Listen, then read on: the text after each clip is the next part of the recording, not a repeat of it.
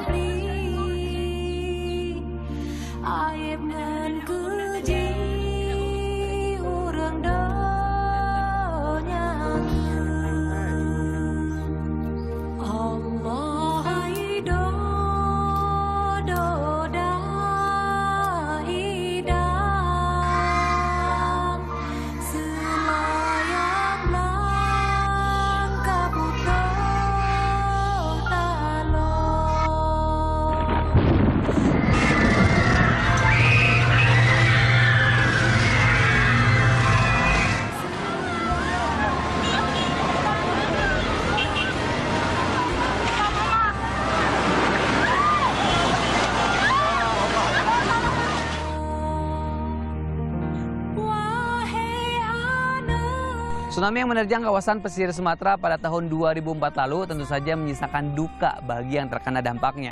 Bahkan bencana dahsyat tersebut hampir menyapu bersih sebuah etnis keturunan Portugis atau si mata biru di Lamno, Aceh Jaya.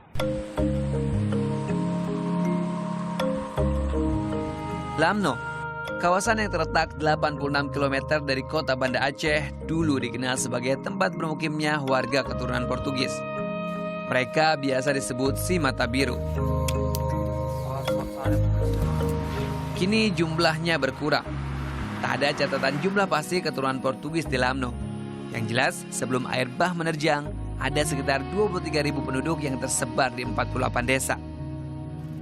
Tsunami kemudian merenggut nyawa tak kurang dari 8.000 warga Lamno, termasuk para keturunan Portugis. Di desa Ujung Mulo ini dulunya tinggal para keturunan Portugis. Tapi sayangnya tsunami yang menerjang pada tahun 2004 lalu menewaskan tak kurang dari 80% penduduknya. Kini yang tersisa hanya pondasi-pondasi kenangan yang ada di desa ini. Salah seorang keturunan Portugis yang selamat dari bencana tsunami, Jamaluddin. Usianya kini 48 tahun. Garis Portugis masih terlihat jelas di raut wajahnya. Gelombang dahsyat tsunami yang menerjang 1 dekade lalu menyisakan anak laki-lakinya yang juga berwajah Portugis, Ade. Istri dan 2 anak perempuan Jamal ikut tersapu gelombang tinggi.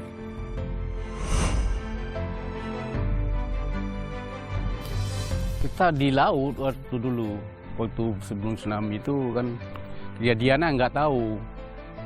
Maksudnya waktu kita waktu pulang, kita yang bawa tahu kita ini sudah tsunami. Itu rumah sudah habis semua. Ini waktu kita lihat sebelum kita masuk ke tempat botnya, kita lihat ini sudah rata semua. Namun hidup harus terus berlanjut. Di rumah bantuan yang dibangun 7 tahun lalu inilah kini Jamal tinggal. Bersama Ade, mereka melanjutkan hidup. Mata pencaharian sebagai nelayan yang biasa dilakukan warga keturunan Portugis tak lagi diandalkan. Berbekal pelatihan dari berbagai LSM pasca bencana, Jamal dan putranya melanjutkan kehidupan dengan bertani. Trauma yang dialaminya membuat ia tak sanggup lagi berlayar. Kalau kita kejadian itu kan di laut, kita lihat tuh kejadian tuh kita nggak mau lagi ke laut karena trauma, takut. Makanya kita balik arah ke tani. Tak hanya Jamal, Irwan yang masih keturunan Portugis pun mengalami hal yang sama. Warga yang dulunya tinggal di desa Ujung Mulo ini juga kehilangan sebagian besar keluarganya. Irwan kini melanjutkan hidupnya sebagai guru di salah satu sekolah dasar negeri di Kecamatan Jaya, Aceh Jaya, Nangro Aceh, Darussalam. Tak banyak yang dapat ia ceritakan dari garis keturunan Portugisnya. Perpaduan budaya yang ia rasakan sejak kecil membuatnya tak merasa berbeda dengan warga Lamno lainnya. Sudah berbaur dengan masyarakat Lamno. Makanya di Lamno ini ada yang hitam, ada yang putih. Nah, makanya beda-beda. Nah, kalau daerah pesisir seperti Kuala, Ujung Muluh, Kuala Daya itu semuanya ada yang kayak Portugis, ada yang dari keturunan India, Arab, Cina. Nah, makanya di Lamno ini banyak keturunannya. Kedatangan bangsa Portugis ke Aceh punya sejarah panjang. Banyak versi yang menjelaskan soal keberadaan keturunan Portugis di Lamno. Salah satunya adalah sebagai tahanan perang yang diberi pilihan untuk tinggal atau ditahan. Selama berabad-abad, Portugis pernah menjajah negeri ini.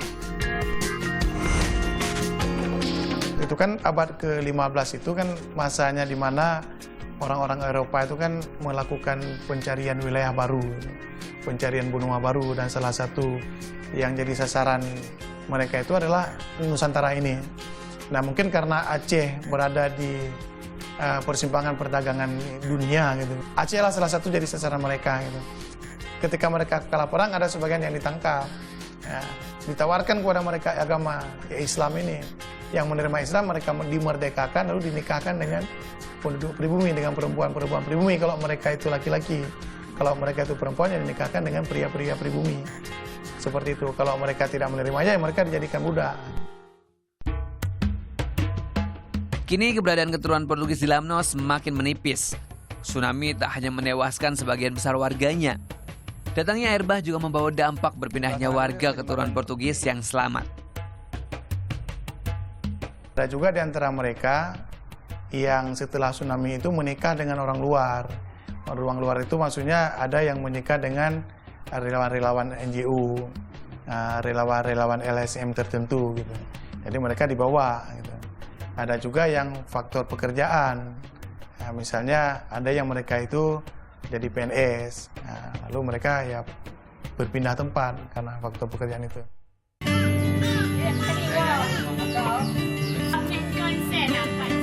Kini, tak banyak jejak yang ditinggalkan si mata biru. Tsunami telah menggerus sebagian besar penduduk keturunan Portugis ini. Bagi yang tersisa, hidup harus terus berlanjut. Tak lagi bersedih, mereka bangkit dan bertahan untuk terus melanjutkan garis keturunan yang diberikan nenek moyang mereka.